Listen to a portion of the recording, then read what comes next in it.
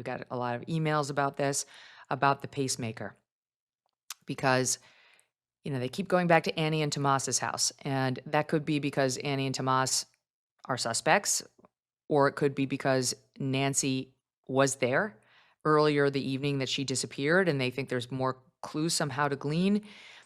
Many people have wondered, is it possible that they think she died there, that Nancy was killed earlier than we think, and that she died there. Now, I think that fell apart when we saw Abductor Man ringing the doorbell or messing with the doorbell. Like the story that an abductor showed up is not fake, and I just don't believe there's any way she was killed earlier in the evening because, and I mean, you guys tell me what you know. The pacemaker, the pacemaker would have shown an event. And a lot of people have been writing in saying the pacemaker doesn't stop just because the person's killed.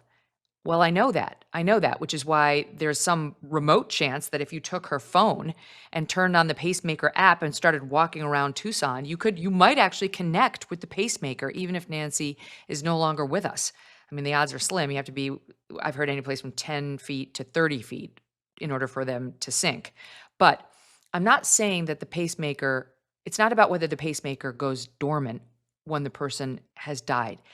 But I have yet to find a cardiologist or anesthesiologist to tell me anything other than if the heart has any sort of a major event, including that it stops beating, that it wouldn't communicate that to the phone. So obviously there'd be no communication after 2:28 on the night she went missing because they had stopped syncing. But prior to that point, we're told by law enforcement they were syncing. There was no problem with the pacemaker syncing with the phone.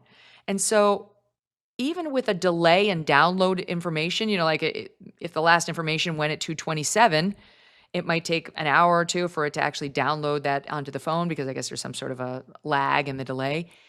You would know if the heart had stopped beating, if this patient's heart completely stopped. I just can't get past that. And clearly, law enforcement agrees with me, or this whole thing is a wild goose chase. If that sheriff, and I'm sure he spoke to the pacemaker doctor, to the cardiologist, and knows exactly how it works in this case, there is no way the FBI would be putting us through all of this if they really had reason to believe she died, that Nancy's no longer with us. Why would he be saying, I have to believe she's alive, that she's still out there, and talking with the family about doing the hostage videos?